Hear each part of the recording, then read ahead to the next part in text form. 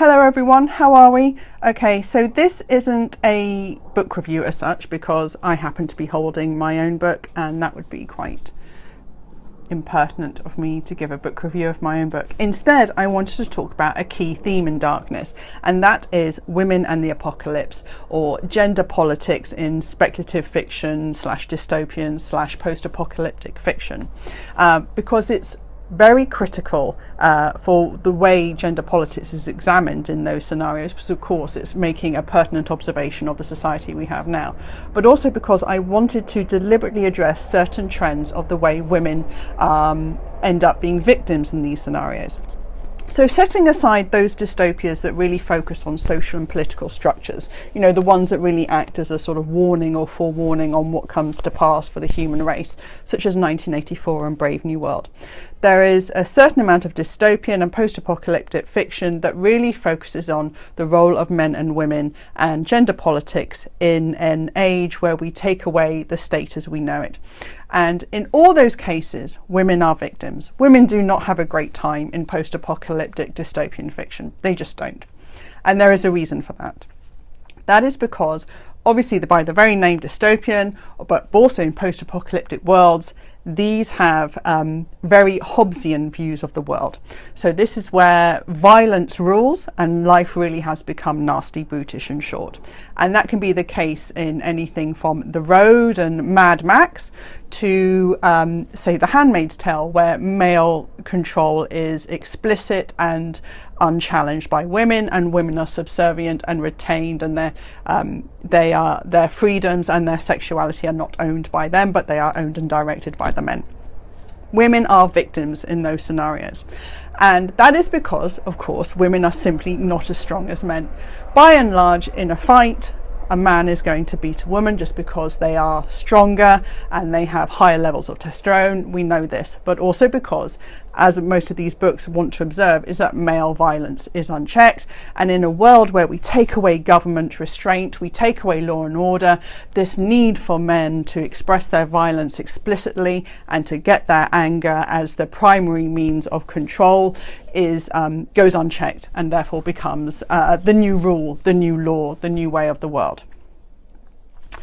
In Darkness, it looks at how women would respond to that violence. So in Darkness, we're in a post-apocalyptic world in the near future, where an all-female terrorist group is resisting the reimposition of a patriarchal structure through a violent rampage of terrorism across the UK from a group known as Razor. So they very much take the source of this fear that the male violence is going to control women and fight back through terrorism, because obviously the means of warfare have changed, and that women have a better chance of fighting men in conflict when they can do things around sort of computer programming, and also through the very nature of terrorism and revolution itself, where sort of minorities can beat majorities if they are very clever and target certain means of production and certain means of control.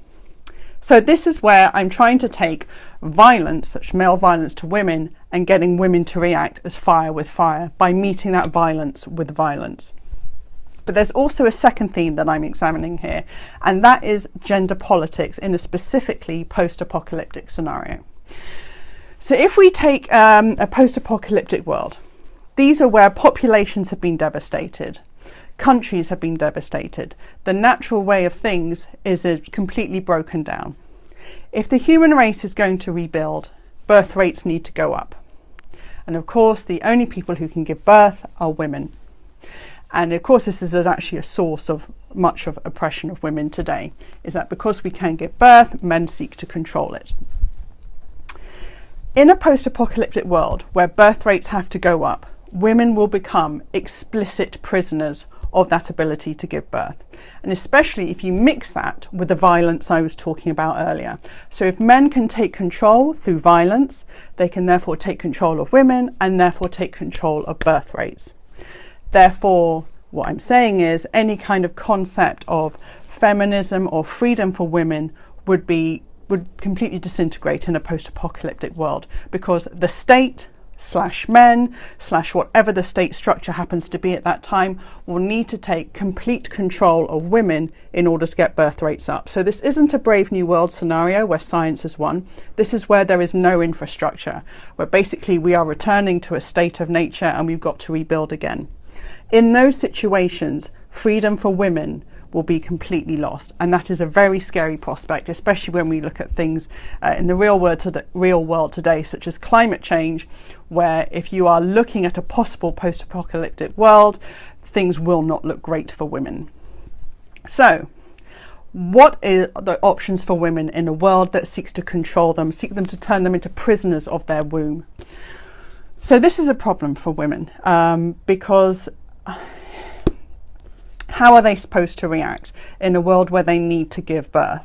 The idea of consent suddenly becomes very, very slippery and becomes very, very tricky, because are women therefore going to be in the best case scenario where they are forced to address what consent means to them in terms of they only want to have one baby? Well, should they have 2 babies? Should they have 3 babies? Will there be peer pressure for them to have 4 or 5 babies in order to get the birth rate up? Will women be forced, coerced into being less choosy about their partners, therefore in order to get birth rates up? Of course, there won't be the access necessarily to contraception here, whether that be condoms, whether that be the pill, whatever. So women will come back to a state where they were sort of before contraception was widely used, or before it was even in existence, where they go back to very primitive methods if they want to avoid giving birth, which of course really brings risks to women's health and all that goes with it. In Darkness, what it examines is the worst case scenario. So that is the best case scenario, and it's awful, it's terrible.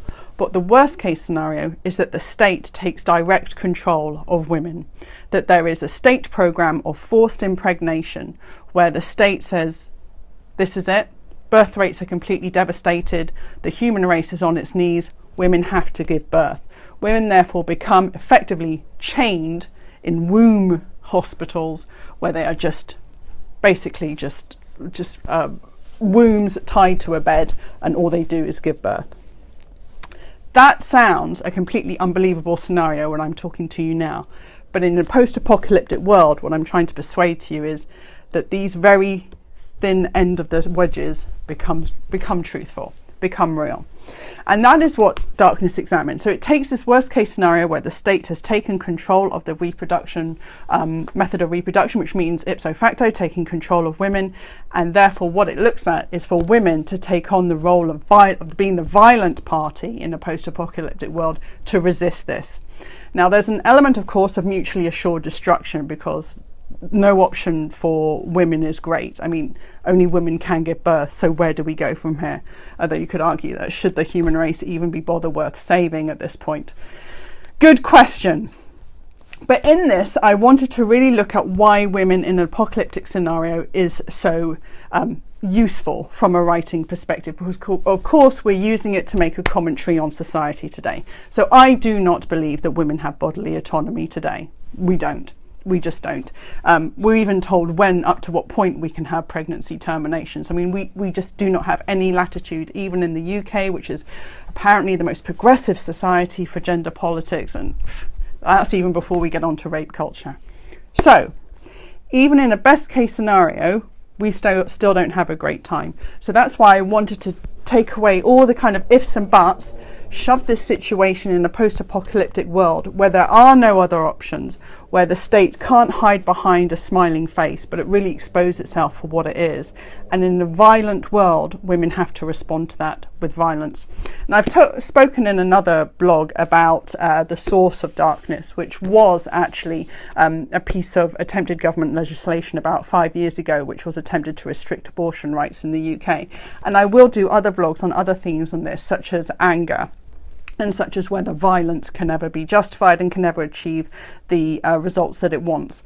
But what I really wanted to focus on was women in the apocalypse. And sometimes, like I say, they've been very victimized because women do become the victims of violence rather than the perpetrators. But here I'm making women almost the perpetrators of violence, but they're definitely responding fire with fire. So they see the violence come at them from the state and they respond with violence. And I think it's really interesting to have women as very violent, frightening figures, but also for that violence to have a meaning, to have a purpose, which is that in a post-apocalyptic world, women don't have many options, and that is because that is something that they cannot avoid, is that they have to give birth. They are the ones who bring life to this world. So there we go. That was a piece of rambling monologue for you. But anyway, so gender politics in post-apocalyptic worlds, and how darkness, I'm trying to do something different. But always, if you particularly like that type of fiction, always look at how women are portrayed and women are treated, because it is always a response to either their ability to give birth and or the fact that women are victims of violence. Thank you.